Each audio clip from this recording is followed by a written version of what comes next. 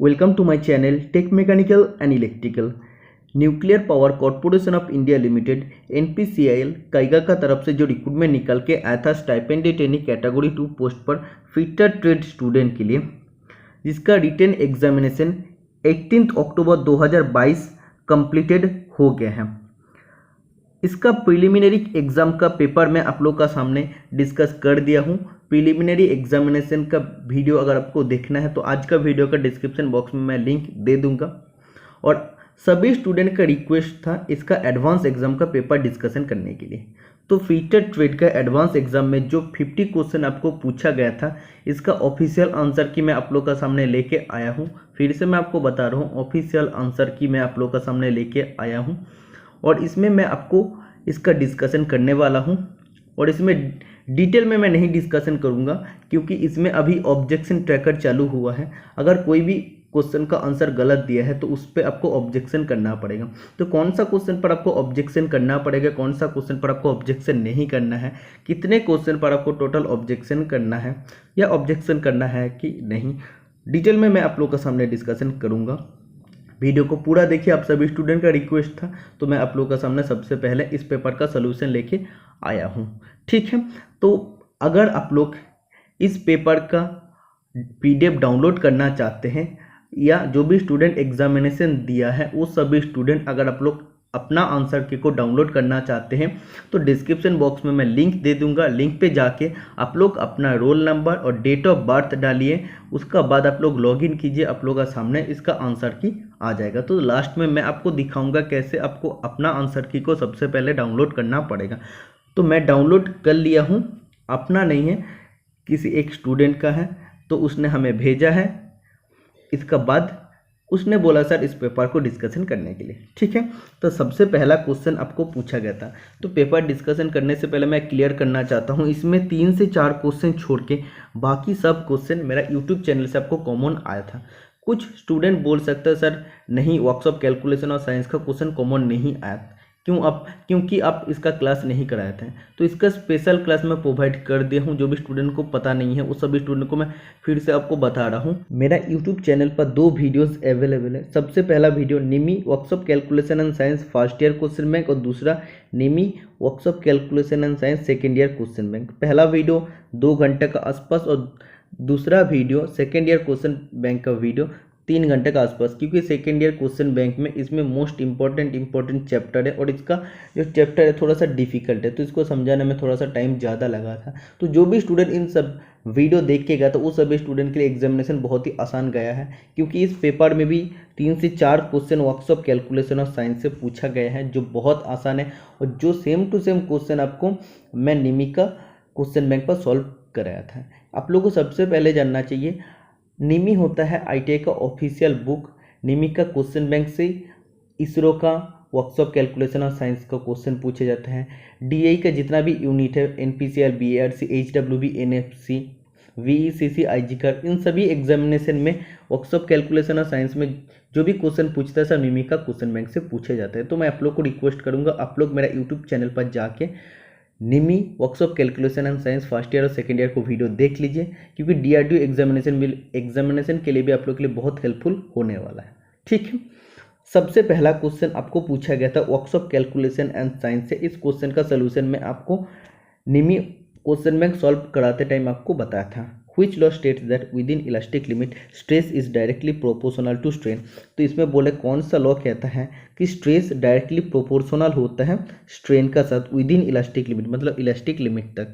तो कौन सा लॉ कहता है? Newton's law, Hooke's law, joules law और चार्ल्स लॉ। तो इसमें आप देख सकते हैं ये जो आंसर है करेक्ट आंसर है और एक कैंडिडेट का रिस्पॉन्स है। तो इसमें करेक्ट आंसर हुक्स लॉ है और कैंडिडेट भी हुक्स लॉ दिया है, तो ये इसका सही आंसर है। इसमें इसको 1 नंबर मिलेगा। ठीक है, इस क्वेश्चन पर आपको ऑब्जेक्शन करना नहीं है।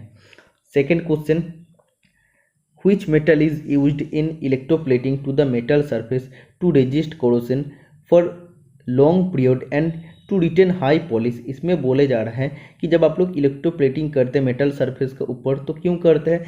कोरोजन रेजिस्टेंट सरफेस बनाने के लिए, जो बहुत लंबे टाइम तक चलता है इलेक्ट्रोप्लेटिंग। और क्या होता है इसमें आपको हाई पॉलिश भी मिलता है। तो इलेक्ट्रोप्लेटिंग के लिए कौन सा मेटल आप यूज़ करते हैं? तो ये सब टेक्निकल का क्वेश्चन को आसान करने के लिए है, मैं 2000 टेक्निकल एमसीक्यू का सीरीज आप लोग के लिए चालू किया हूँ। तो ये सब क्वेश्चन को मैं बहुत पहले ही डिस्कशन कर चुका हूँ, डिटेल में इलेक्ट्रोप्लेटिंग क्या होता है सब कुछ डिटेल में मैं आपको अब बताया हूँ। ठीक है, तो जो भी स्टूडेंट रेगुलर वीडियोस देखते हैं ये सब क्वेश्चन तो आप लोगों के लिए कॉमन है। तो इसमें कौन सा मेटल हम लोग यूज़ करते हैं, लेड, निकल, क्रोमियम या एल्यूमिनियम। तो कैंडिडेट आंसर दिया है एल्यूमिनियम, तो एक गलत आंसर है, इसका राइट आंसर हो जाएगा क्रोमियम। तो आंसर सीट में जो आंसर दिया है क्रोमियम, ये सही आंसर हो जाएगा। Next question number 3, which method of heat treatment to improve machinability and ductility in the job। तो बोला है जॉब का मैसिनेबिलिटी प्रॉपर्टी और डक्टिलिटी प्रॉपर्टी को बढ़ाने के लिए कौन सा हीट ट्रीटमेंट मेथड हम लोग यूज़ करते हैं, एनेलिंग, हार्डनिंग, टेम्परिंग और नॉर्मलाइजिंग। तो जब आपको बोलेगा कि जॉब का मैसिनेबिलिटी प्रॉपर्टी बढ़ाने के लिए, डक्टिलिटी प्रॉपर्टी बढ़ाने के लिए कौन सा हीट ट्रीटमेंट करते हैं, राइट आंसर हो जाएगा एनेलिंग। क्योंकि एनेलिंग प्रॉपर्टी जब भी आप लोग करते हैं, हीट ट्रीटमेंट करते हैं, तब क्या होता है उसका मैसिनेबिलिटी प्रॉपर्टी बढ़ जाता है, मतलब मशीन का द्वारा कटने का जो एबिलिटी है उसको हम लोग इजीली मैसिनिंग कर सकते हैं। ठीक है, तो एनेलिंग हीट ट्रीटमेंट करने के बाद इस टाइप का प्रॉपर्टी आपको मिलता है। तो कैंडिडेट का आंसर और आंसर सीट का आंसर दोनों सेम है, तो एक इसमें भी इसको 1 नंबर मिलता है, इसमें भी आपको ऑब्जेक्शन करना नहीं है। Next question number 4, for holding work piece which cannot be conveniently between center dash is used। तो इसमें बोला है एक वर्क पीस है जिसको होल्ड करना है, जिसको पकड़ना है, जो दोनों सेंटर के बीच में हम लोग सही से मतलब आसानी से पकड़ नहीं सकते, तो उसको पकड़ने के लिए हम लोग क्या यूज़ करते हैं।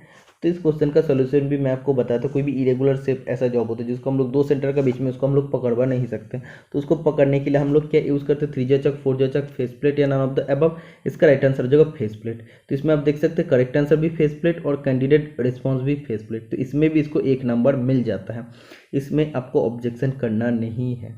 Next question number 5, which bearing carry the load parallel to the bearing axis. तो मैं आपको पहले ही इस क्वेश्चन का सलूशन दिया था 2000 टेक्निकल एमसीक्यू सीरीज में, उसमें जस्ट अभी तक 12 क्लास कंप्लीटेड हुआ है, उसमें आप लोग का बहुत सारा टॉपिक मैं क्लियर कर चुका हूँ। तो बियरिंग का जो एक्सिस होता है उस एक्सिस का साथ अगर बियरिंग लोड भी उसका पैरेलल अगर कैरी करता है, मतलब बियरिंग का ये एक्सिस है और लोड भी उसका पैरेलल अगर आ रहा है और वो बियरिंग अगर उस लोड को कैरी कर रहा है, तो उस बियरिंग को क्या कहते हैं, उस बियरिंग को कहते हैं थ्रस्ट बियरिंग। ठीक है, अगर वो परपेंडिकुलर लोड आता है बियरिंग एक्सिस का साथ, तो उस बियरिंग को हम लोग क्या कहते हैं, उस बियरिंग को हम लोग रेडियल बियरिंग या जर्नल बियरिंग कहते हैं।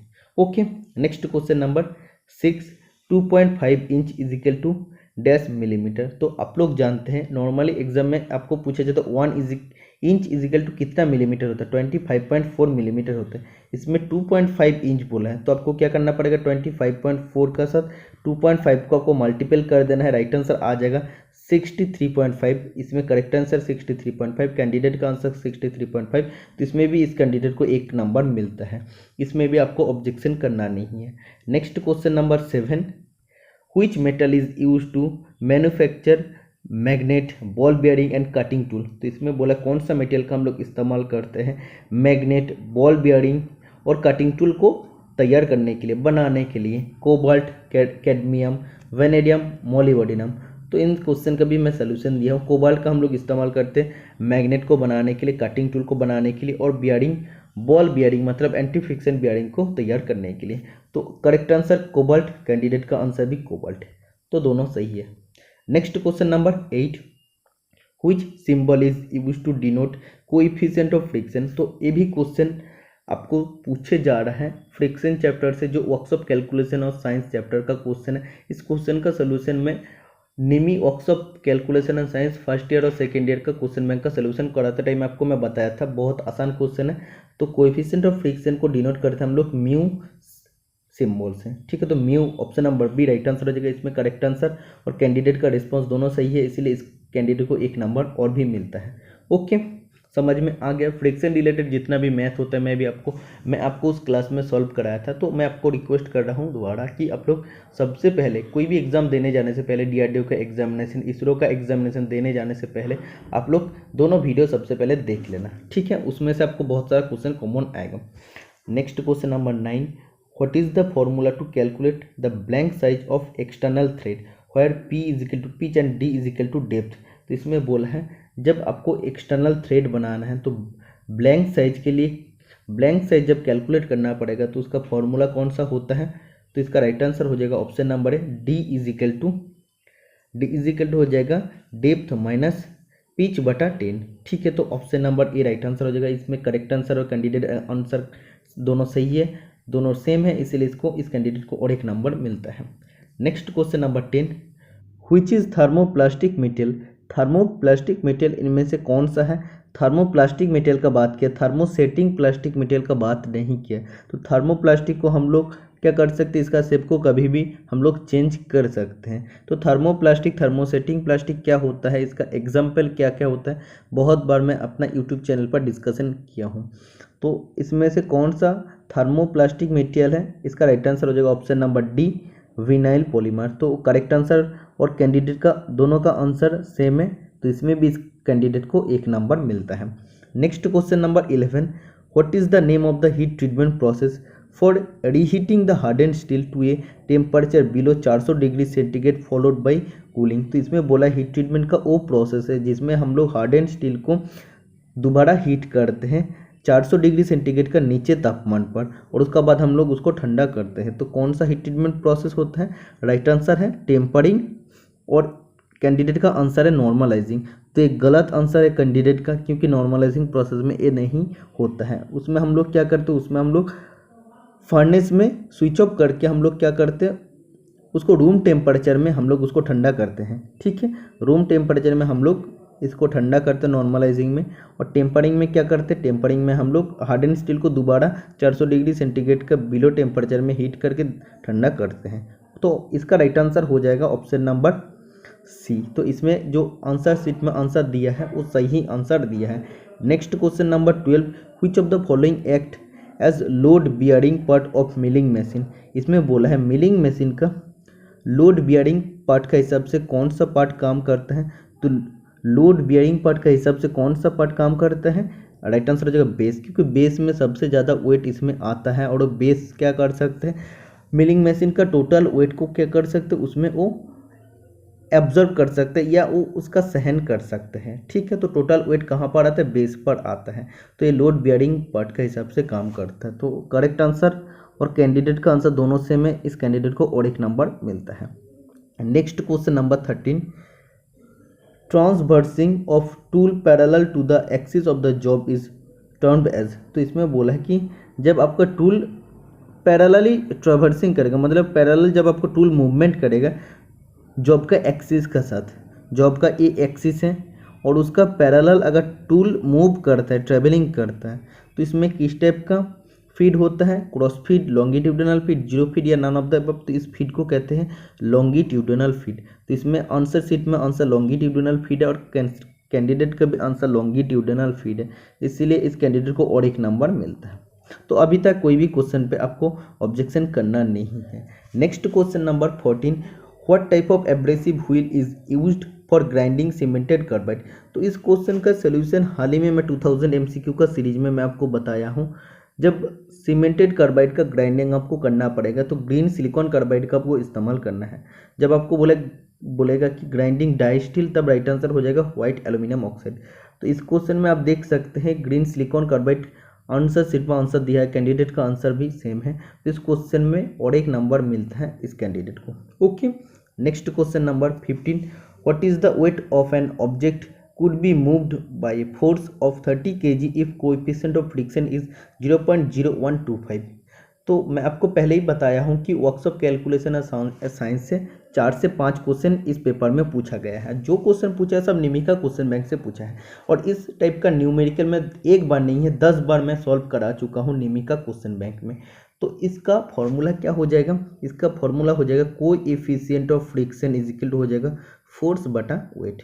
ठीक है, तो इसमें कोएफिशिएंट ऑफ फ्रिक्शन आपको कितना दिया है, दे दिया है 0.0125। ठीक है, तो ये आपको दिया है, और इसका आपका जो फोर्स है, फोर्स दे दिया 30 kg। ओके, इसमें आपको निकालना पड़ेगा ऑब्जेक्ट का वेट कितना, तो W आपको निकालना पड़ेगा। तो वेट का क्या होगा, वेट ऊपर में आ जाएगा और 30 का नीचे क्या आ जाएगा, 30 बटा 0.0125 हो जाएगा। ओके, तो इसको जब भी आप लोग कैलकुलेशन करेंगे इसका राइट आंसर हो जाएगा 2400 kg। तो option number D right answer हो जाएगा इस क्वेश्चन का। तो इसमें आप देख सकते हैं कैंडिडेट का आंसर और आंसर सीट का आंसर दोनों सेम है, तो इसीलिए इस क्वेश्चन पे कैंडिडेट को और एक नंबर एक्स्ट्रा मिलता है। ओके, नेक्स्ट क्वेश्चन नंबर, तो इस कैंडिडेट तो बहुत अच्छा आंसर दिया है कि इस क्वेश्चन को भी सॉल्व कर पाए हैं, लेकिन इसमें क्या होता है बहुत सारा स्टूडेंट इसका फॉर्मूला को पता नहीं होता है, वीडियो पे नहीं देखता, इसीलिए इस क्वेश्चन को आप लोग को छोड़ के आना पड़ता है या गलत आंसर आप लोग देख के आते हैं। ओके, इसमें बोला है 250 square inch equal to dash square foot. तो सबसे पहले आपको जानना चाहिए 1 स्क्वायर इंच इजिकल टू कितना स्क्वायर फुट होता है, तो ये होता है 0.00694 स्क्वायर फुट होता है। ठीक है, तो इसमें 250 स्क्वायर इंच बोला, तो इसका साथ इसको 250 को मल्टीपल कर देना है, तो इसका राइट आंसर आ जाएगा ऑप्शन नंबर सी 1.736। ठीक है, तो इसमें आप देख सकते हैं कैंडिडेट का जो आंसर है और जो आपका दिया है आंसर सीट में आंसर दोनों डिफरेंट है, बट इसमें जो आपका आंसर सीट पर आंसर दिया है ये सही दिया है, कैंडिडेट गलत आंसर किया है, इसलिए इस क्वेश्चन में कैंडिडेट का नेगेटिव हो जाएगा। ओके, बट इसमें जो आंसर सीट में आपका आंसर दिया है तो वो सही आंसर दिया है। ठीक है, next question number 17, what is the tap drill size for M20 into, इसमें टोटल दिया 15, तो ये एक्चुअली 1.5 होने का था। ठीक है, तो इसमें भी आप लोग ऑब्जेक्शन कर सकते, क्योंकि अगर आप लोग जब एग्जामिनेशन दिया है उसमें अगर आप लोग देखें कि 15 दिया था 1.5 का जगह, तो इसमें भी आप लोग ऑब्जेक्शन कर सकते हो। जो भी स्टूडेंट पहले से सोच ले कि 1.5 है या 2.5, एक्चुअली तो 2.5 का आसपास होता है, बट इसमें 1.5 आपको दिया है। 1.5 आप लोग का होता है M10 के लिए। ठीक है, तो इसमें जब आपको पिच 15 दिया है, इसमें आप लोग ऑब्जेक्शन कर सकते हैं। अगर ऐसे ही आप लोग इस क्वेश्चन पेपर का आंसर सीट का बेसिस पे चलते हैं तो आपको क्या करना पड़ेगा, पिच आपको 1.5 आपको मानना पड़ेगा, डायरेक्टली आपको मेजर डैश आपको माइनस कर देना है। 20 - 1.5 करेंगे तो इसका राइट आंसर आ जाएगा 18.5, तो तब राइट आंसर आंसर सेट का हिसाब से आ जाएगा 8.5, 18.5 और कैंडिडेट का भी आंसर 18.5 है। तो इसमें अगर आपका क्वेश्चन में 15 दिया था तो इसमें आप लोग ऑब्जेक्शन कर सकते हैं। जो स्टूडेंट का आंसर गलत हुआ है वो उस सभी स्टूडेंट इसमें ऑब्जेक्शन कर सकते हैं। बाकी अगर आप लोग का आंसर ठीक है तो इसमें ऑब्जेक्शन करने का नहीं। Next question number 18, the dash converts the compressed air energy into mechanical energy in the form of linear movement in one direction only. तो इसमें बात किया है कंप्रेस्ड एयर एनर्जी। तो कंप्रेस्ड एयर हम लोग किस सिस्टम में यूज़ करते हैं, न्यूमेटिक सिस्टम में हम लोग यूज़ करते हैं, हाइड्रोलिक का बात नहीं किया। तो न्यूमेटिक सिस्टम में कौन सा पार्ट कंप्रेस्ड एयर एनर्जी को मैकेनिकल एनर्जी में कन्वर्ट करते हैं और इसमें एक डायरेक्शन में सिर्फ और सिर्फ लीनियर मूवमेंट उसमें देता है। ठीक है, तो न्यूमेटिक सिस्टम का जो सिंगल एक्टिंग सिलेंडर होता है वो क्या करते हैं, कंप्रेस्ड एयर एनर्जी को मैकेनिकल एनर्जी में कन्वर्ट करके एक ही डायरेक्शन में मैकेनिकल एनर्जी को क्या करता है, लीनियर मूवमेंट देता है, मतलब रैखिक गति उसको देता है। ठीक है, समझ में आ गया है। तो ये न्यूमेटिक सिस्टम का single acting cylinder right answer होता है। तो इसमें कैंडिडेट का आंसर हाइड्रोलिक पंप है, बट इसमें सबसे पहले आपको समझ लेना चाहिए था कि हाइड्रोलिक नहीं होगा, क्योंकि इसमें कंप्रेस्ड एयर का बात किया है, तो ये तो गलत है। बट इसमें जो आंसर सिर्फ आंसर दिया है ये सही है, तो इस पर आपको ऑब्जेक्शन करना नहीं है। Okay, next question number 19, which is the main purpose of using lubricant oil in engine moving part. Engine moving part में लुब्रिकेंट ऑयल यूज़ करने का मेन उद्देश्य क्या होता है। तो लुब्रिकेंट यूज़ करते हैं मतलब क्या होता है, जो भी मूविंग पार्ट में लुब्रिकेंट यूज़ करते हैं तो उसका फ्रिक्शन को कम करने के लिए हम लोग यूज़ करते हैं लुब्रिकेंट ऑयल। तो इसमें कैंडिडेट का आंसर और आंसर सीट का आंसर दोनों सही है, इसलिए इस कैंडिडेट को और एक नंबर एक्स्ट्रा मिलता है। Next question number 20, which structure of steel contain 0% carbon. Steel का कौन सा स्ट्रक्चर में 0% कार्बन होता है, फेराइट, पियरलाइट, ऑस्टेनाइट, सीमेंटाइट। इसका राइट आंसर है फेराइट, इसका करेक्ट आंसर फेराइट और कैंडिडेट का आंसर भी फेराइट, इसलिए कैंडिडेट को और एक नंबर एक्स्ट्रा मिलता है। Next question number 21, in taper operation which type of surface is produce. Taper operation जब भी करते हैं तो किस टाइप का सरफेस आपको मिलता है, flat surface, curve surface, circular surface या नॉन ऑफ द अबव। तो इसका राइट आंसर हो जाएगा none of the above, but इस कैंडिडेट ने राइट आंसर किया कर्व सरफेस, तो आपको नहीं मिलता है। टेपर ऑपरेशन में आपको किस टाइप का सरफेस मिलता है, कॉनिकल सरफेस आपको मिलता है, बट कॉनिकल ऑप्शन में नहीं है, सर्कुलर भी अलग होता है, कर्व भी अलग होता है, फ्लैट भी अलग होता है, इसलिए कॉनिकल नहीं है ऑप्शन में। तो option number D right answer हो जाएगा, नॉन ऑफ द एबव, मतलब ऊपर में दिया गया कोई भी ऑप्शन नहीं है। Okay, next question number 22, 90 degree Fahrenheit is equal to dash degree centigrade, या आप बोल सकते हैं सेल्सियस। तो इसका फॉर्मूला होता है C/5 is equal to F minus 32/9। तो F का जगह आपको लिखना है 90, तो इसका बाद कैलकुलेशन करेंगे तो सेंटीग्रेड में या सेल्सियस में इसका वैल्यू आ जाएगा 32.222 डिग्री। तो इसमें कैंडिडेट का आंसर और आंसर सीट का आंसर दोनों सही है, इसलिए कैंडिडेट को और एक नंबर एक्स्ट्रा मिलता है। Next question number 23, with the help of how many half nut apron provide power feed to the carriage at the time of thread cutting। तो इसमें बोला है जब आप लोग थ्रेड कटिंग करते हैं तो उसमें पावर फीड या ऑटोमेटिक फीड पाने के लिए कैरेज को जो हम लोग क्या करते हैं, एप्रॉन का साथ उसको हम लोग एंगेज करते हैं, उसमें कितना हाफ नट यूज़ करते हैं। तो आप लोग जानते हैं थ्रेड कटिंग करते टाइम हम लोग क्या करते हैं, लीड स्क्रू को हम लोग एंगेज करने के लिए हम लोग हाफ नट का इस्तेमाल करते हैं। उसमें कितना हाफ नट होता है, ऊपर में एक हाफ नट होता है, नीचे में एक हाफ नट होता है, तो 2 हाफ नट का हम लोग इस्तेमाल करते हैं। Option number B right answer हो जाएगा। तो आंसर शीट में 2 आंसर दिया है, 2 हाफ नट, बट कैंडिडेट क्या है 1 हाफ नट। 1 हाफ नट में आप लोग लीड स्क्रू या पावर फीड को आप लोग एंगेज नहीं कर सकते हैं, 2 चाहिए, ऊपर में 1 चाहिए, नीचे 1 चाहिए। तो इसमें कैंडिडेट का आंसर गलत दिया है, बट आंसर की का आंसर सही है। और एक नया क्वेश्चन आपको सीखने को मिला है। ओके, तो एक क्वेश्चन आप लोग के लिए कॉमन नहीं आया है, जो मैं आपको सॉल्व कभी नहीं कराया हूँ। जो क्वेश्चन मैं सॉल्व नहीं किया हूँ आप लोगों के सामने, आप लोगों को मैं नहीं बताया हूँ, वो क्वेश्चन को मैं दावे का साथ नहीं कहूँगा कि हम पहले भी बताया हूँ। जो क्वेश्चन को मैं नॉर्मली डिस्कशन करता हूँ किया हूँ, वो सभी को मैं बताऊँगा कि हाँ इस क्वेश्चन को मैं डिस्कशन किया था। इसका बाद और एक नया question, the axis of the back gear is dash to the axis of the main spindle. तो इसमें बोला बैक गियर यूनिट का जो एक्सिस होता है और मेन स्पिंडल का जो एक्सिस होता है, दोनों का एक्सिस क्या होता है, परपेंडिकुलर, पैरेलल, या 0 से 90 डिग्री का बीच में कोई भी एंगल में, या नॉन ऑफ द अबव। तो इसका राइट आंसर हो जाएगा option number A, parallel. Back gear unit और मेन स्पिंडल दोनों का जो एक्सिस होता है वो पैरेलल होता है। बैक गियर यूनिट का काम होता है स्पिंडल स्पीड को कम करने के लिए, तो उसमें तो अलग कुछ फंक्शन नहीं होता। तो स्पिंडल का जब बात आया है तो स्पिंडल में क्या होता है, उस स्पिंडल का साथ पैरेलल रहता है, समांतर रहता है। Okay, next question number 25, what will happen if the spindle thread are worn out in a gate valve. Gate valve में जब स्पिंडल थ्रेड खराब हो जाता है तो कौन सा प्रॉब्लम आता है। तो इसका आंसर दिया है आंसर की में, वाल्व विल नॉट क्लोज और ओपन व्हेन स्पिंडल टर्न। जब आप लोग स्पिंडल को घुमाएंगे तो क्या होगा, वाल्व क्लोज भी, बंद भी नहीं होगा, खुलेगा भी नहीं, क्योंकि इस थ्रेड को तो कट गया है, थ्रेड तो खराब हो गया। तो ये राइट आंसर हो जाएगा। कैंडिडेट भी सही आंसर चुना है, तो इसमें कैंडिडेट को मार्क्स मिल जाएगा, 1 नंबर मिल जाएगा।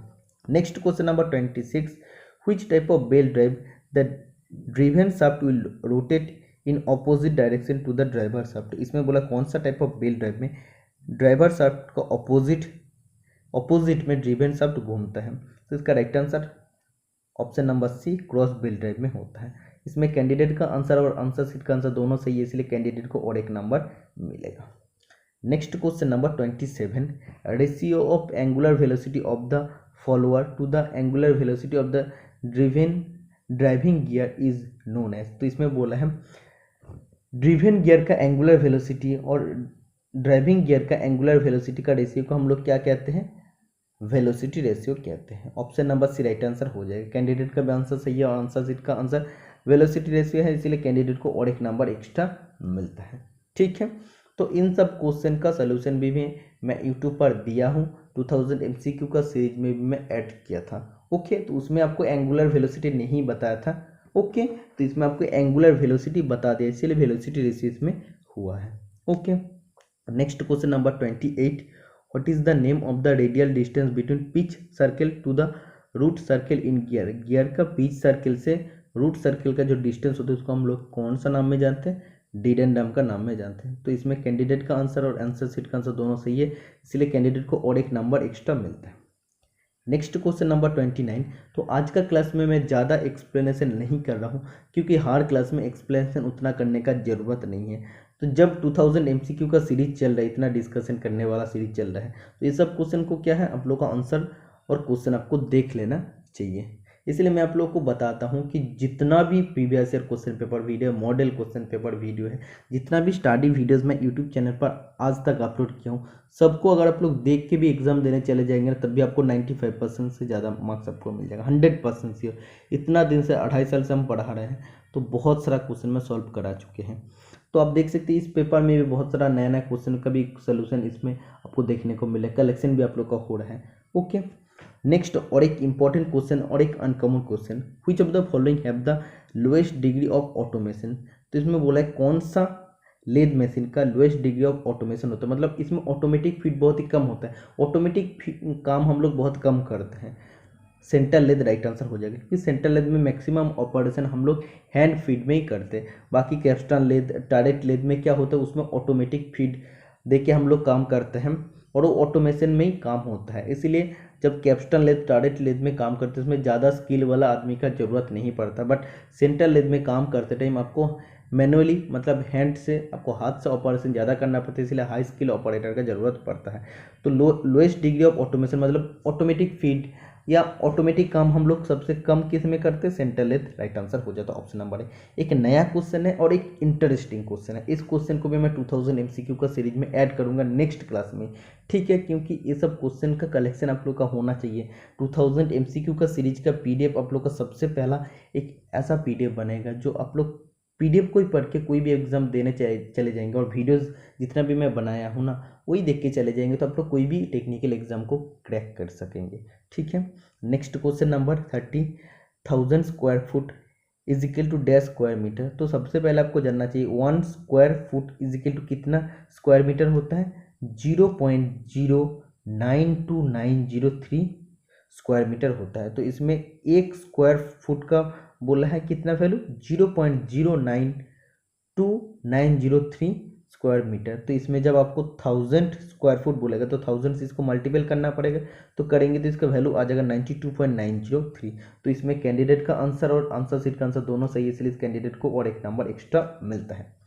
Next question number 31, which of the following is also known as universal chuck. निम्नलिखित में से कौन सा चक को हम लोग यूनिवर्सल चक का नाम में जानते हैं।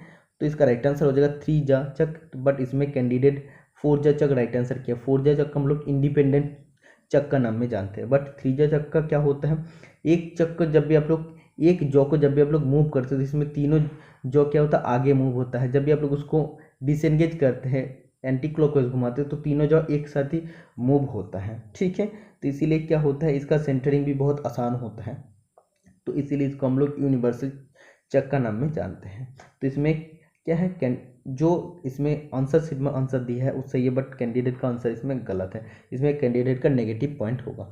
Next question number 32, which furnace is used to produce wrought iron.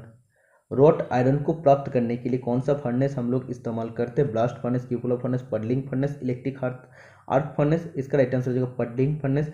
तो इसमें करेक्ट आंसर और कैंडिडेट का आंसर दोनों सेम है, इसलिए कैंडिडेट को और एक नंबर एक्स्ट्रा मिलता है। Next question number 32, what is the direction of frictional force against A motional object. इसीलिए मैं आपको बता रहा था कि निमी वर्कशॉप कैलकुलेशन और साइंस का क्वेश्चन बैंक का फर्स्ट ईयर और सेकेंड ईयर का वीडियो देख लीजिए, सोल्यूशन वीडियो देखेंगे तो ये सब क्वेश्चन क्लियर हो जाएगा, क्योंकि हम इसमें इस वीडियो में मैं आपको बताया था कि फ्रिक्शनल फोर्स क्या होता है, वो किस डायरेक्शन में काम करता है, जिस डायरेक्शन में मूव हो रहा है उसका ऑपोजिट में फ्रिक्शनल फोर्स काम करता है। तो ऑपोजिट टू द ऑब्जेक्ट, सोचो कोई भी ऑब्जेक्ट ऐसा है, प्लेन में है, इसको हम लोग ऐसे इधर तरफ मूव कर रहे हैं, तो फ्रिक्शन फोर्स क्या, कौन सा डायरेक्शन में काम करेगा, उसका ऑपोजिट डायरेक्शन में फ्रिक्शन फोर्स काम करता है। तो इसमें करेक्ट आंसर जो आंसर की में दिया है वो सही है, और इसमें कैंडिडेट का भी आंसर सही है, इसलिए कैंडिडेट को और एक नंबर एक्स्ट्रा मिलता है। Next question number 34, a pneumatic system works due to dash difference of air और एनी अदर गैस। तो इसमें बोला है न्यूमेटिक सिस्टम में जो एयर होता है और अदर गैस होता है, उन दोनों का बीच का क्या होता है, किसका डिफरेंस का कारण उसमें न्यूमेटिक सिस्टम काम करता है, किसका डिफरेंस में वो काम करता है, तो वायु और अदर गैस का प्रेशर का डिफरेंस में न्यूमेटिक सिस्टम काम करता है। तो प्रेशर राइट आंसर हो जाएगा, हाइड्रोलिक सिस्टम में भी प्रेशर ही काम करता है, ठीक है। तो option number B right answer हो जाएगा, इसमें कैंडिडेट का आंसर सही है, इसलिए कैंडिडेट को और एक नंबर एक्स्ट्रा मिलेगा। Next question number 35, in which of the following operation jigs are preferred over fixture. तो बोला है निम्नलिखित में से कौन सा ऑपरेशन क्रिया में हम लोग फिक्सर से ज़्यादा जिग का उपयोग करते हैं। तो टर्निंग, मिलिंग, ग्राइंडिंग, इन सब जगह में हम लोग क्या करते हैं, वर्कपीस को पकड़ने के लिए फिक्सर का इस्तेमाल करते हैं। बट जब ड्रिलिंग करते हैं उसके लिए हम लोग को ड्रिलिंग जिग का इस्तेमाल करना पड़ता है। जैसे ड्रिलिंग करते, बोरिंग करते, रिमिंग करते, टैपिंग करते, इन सब पर्पज़ के लिए हम लोग जिग का इस्तेमाल करते हैं। बट टर्निंग, मिलिंग, ग्राइंडिंग के लिए हम लोग जिग का इस्तेमाल करते हैं। तो इसमें कैंडिडेट का जो आंसर है ड्रिलिंग, ये सही है। कैंडिडेट को इसमें भी नंबर मिलेगा। Next question number 36, which special file is used for narrow work. जब संकीर्ण काम करना पड़ेगा, छोटा छोटा जगह में आपको काम करना है, छोटा छोटा पार्ट में आपको जब फाइलिंग करना है, कौन सा स्पेशल फाइल आपको यूज़ करना पड़ेगा। तो ये भी क्वेश्चन का सोल्यूशन मैं 2000 MCQs का सीरीज में आपको बताया था, स्पेशल फाइल को टोटल डिस्कशन करके। तो पिलर फाइल राइट आंसर हो जाएगा। तो इसमें कैंडिडेट को और एक नंबर एक्स्ट्रा मिलेगा। Next question number 37, 939900 kilogram is equal to dash ton. तो आप लोग जानते 1000 किलोग्राम इज इक्वल टू क्या होता है, 1 टन। ठीक है, तो 1 kg इज इक्वल टू कितना टन हो जाएगा, 1/1000 हो जाएगा। तो इसमें 939900, तो इसमें आपको क्या करना पड़ेगा, ये ऊपर चला जाएगा। तो जब भी आप लोग पॉइंट को हटाएंगे तो टोटल कितना आएगा, पॉइंट को जब भी आप लोग हटाएंगे जीरो का वजह से, तो ये राइट आंसर हो जाएगा 0.9399। तो इसमें कैंडिडेट का आंसर और आंसर सीट का आंसर दोनों सही है, इसलिए कैंडिडेट को और एक नंबर एक्स्ट्रा मिलेगा। Okay, next question number 38, what is the advantage of lock washer.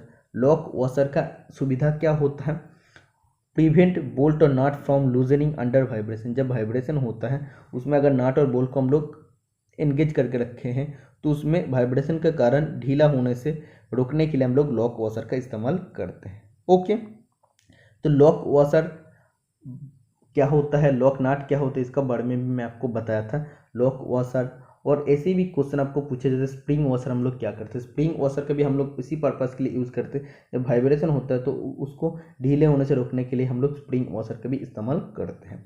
Okay, next question number 39, what is the radius of the semi circle if the circumference of semi circle is 28.26 centimetre. तो इसमें बोला है एक semi circle है, अर्धवृत्त है, तो इसमें इसका जो सरकमफरेंस है, परिधि है 28.26 सेंटीमीटर। तो इस सेमी सर्कल का रेडियस क्या हो जाएगा, रेडियस ये होता है। ओके, तो सबसे पहले सेमी सर्कल का सरकमफरेंस का फॉर्मूला जानना चाहिए। ये सब question workshop calculation and science chapter का अंदर आता है, जिसका सोल्यूशन मैं पहले ही आपको दे चुका हूँ। तो इसीलिए आप लोग वीडियो देख लेना, वर्कशॉप कैलकुलेशन एंड साइंस का जो फर्स्ट ईयर और सेकेंड ईयर का वीडियो सोल्यूशन है। ठीक है, तो नॉर्मल सर्कल का अगर आपको परिधि निकालने के लिए बोलता है, परिधि मतलब क्या होता है, ये जो इसका बाउंड्री होता है, ये बाउंड्री निकालने के लिए इसका फॉर्मूला होता है 2πr। और इसमें सेमी सर्कल मतलब आधा सर्कल आपको बोला है, इसलिए 2 से आपको डिवाइड करना पड़ेगा। तो क्या हो जाएगा, 2 कट जाएगा। और ये तो आधा मतलब क्या होता है, इधर वाला तो ऊपर वाला तो आपको निकाल गया, बट नीचे जो इसका जो ये जो सरल रेखा है इसका भी तो आपको निकालना पड़ेगा। तो इसका वैल्यू होता है r, रेडियस होता है r, और ये टोटल आपको निकालने के लिए क्या हो जाएगा, 2r हो जाएगा।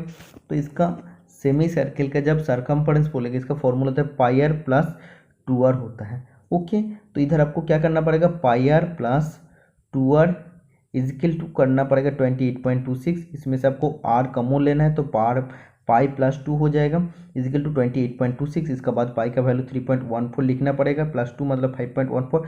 इधर आपको नीचे लाना पड़ेगा, जब भी 5.14 से आपको डिवाइड करेंगे 28.26, इसका वैल्यू आ जाएगा 5.49 का आसपास। इसमें कैंडिडेट का आंसर और आंसर शीट में दिया हुआ आंसर सही है, इसलिए कैंडिडेट को इस क्वेश्चन में नंबर मिल जाता है।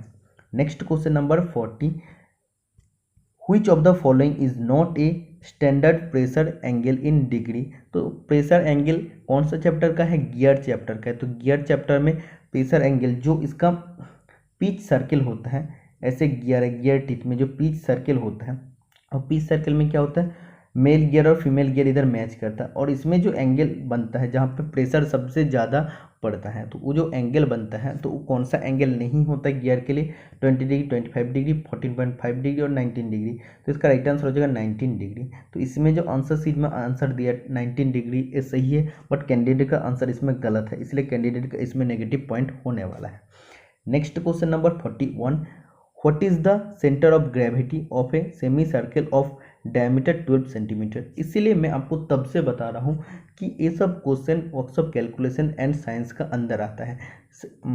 ग्रेविटी मतलब सेंटर ऑफ ग्रेविटी निकालने का, ग्रेविटी क्या होता है, सब ये सब टॉपिक मैं पहले ही क्लियर किया हूँ, सब टॉपिक।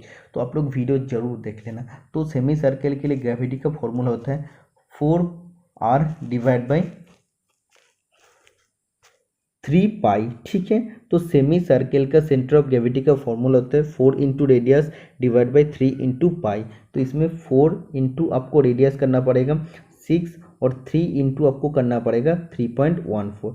तो जब भी इसको डिवाइड करेंगे इसका राइट आंसर आ जाएगा 2.54 सेंटीमीटर। तो इसमें कैंडिडेट का आंसर और आंसर शीट में दिया हुआ आंसर दोनों सही है, इसीलिए क्वेश्चन पर कैंडिडेट को राइट आंसर होता है, इसमें भी इसको मार्क्स मिलेगा। Next question number 42, case hardening is a method of producing hard skin on the surface of. तो केस हार्डनिंग में हम लोग सिर्फ सरफेस का स्किन को हार्ड बनाते हैं, कठोर बनाते हैं। और एक कौन सा मटेरियल का या कौन सा पार्ट का बना हुआ मटेरियल में हम लोग केस हार्डनिंग प्रोसेस करते हैं? तो राइट आंसर हो जाएगा लो कार्बन स्टील का जो पार्ट होता है उसका सरफेस का अगर आपको आउटर स्किन को हार्ड बनाना पड़ता तब हमको केस हार्डनिंग प्रोसेस करना पड़ता। तो लो कार्बन स्टील पार्ट या माइल्ड स्टील पार्ट के लिए हम लोग केस हार्डनिंग करते हैं। तो इसमें भी आपको ऑब्जेक्शन करना नहीं है, इसमें कैंडिडेट को आंसर में सही है, इसीलिए कैंडिडेट को इसमें पॉइंट मिलेगा, नंबर मिलेगा। Next question number 43, what is the maximum swivelling angle of the compound rest in the lathe machine. इस क्वेश्चन का भी सोल्यूशन मैं 2000 टेक्निकल एमसीक्यू का सीरीज में मैं आपको दिया हूं, तो उसमें मैं आपको बताता 360 डिग्री, ओके। बट जहाँ पे आपको 360 डिग्री ऑप्शन में मिलेगा 360 डिग्री करना है, बट ऐसे अगर ऑप्शन मिलेगा 360 डिग्री नहीं है तो उधर 45 डिग्री राइट आंसर हो जाएगा। तो इस क्वेश्चन का भी राइट आंसर 45 डिग्री होने वाला है। तो इसमें कैंडिडेट का आंसर गलत है इसमें, इसलिए इस कैंडिडेट का इस क्वेश्चन में नेगेटिव पॉइंट होने वाला है।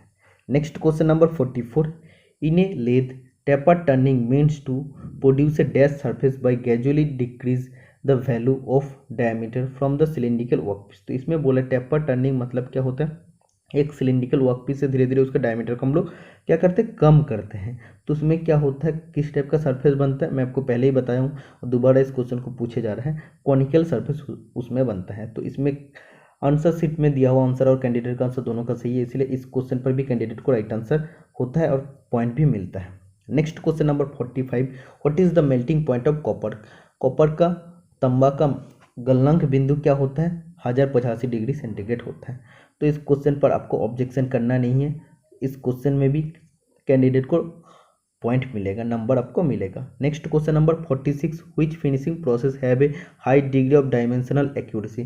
कौन सा फिनिशिंग प्रोसेस में high degree of dimensional accuracy आपको मिलता है। तो लैपिंग चैप्टर को मैं हाल ही में कंप्लीट किया हूँ 2000 एमसीक्यू सीरीज को समझाने के लिए। तो लैपिंग होता है हाईली और एक्यूरेटली प्रिसीजन सरफेस फिनिंग ऑपरेशन। तो लैपिंग राइट आंसर हो जाएगा। लैपिंग हम लोग स्लिप गेज में भी करते हैं।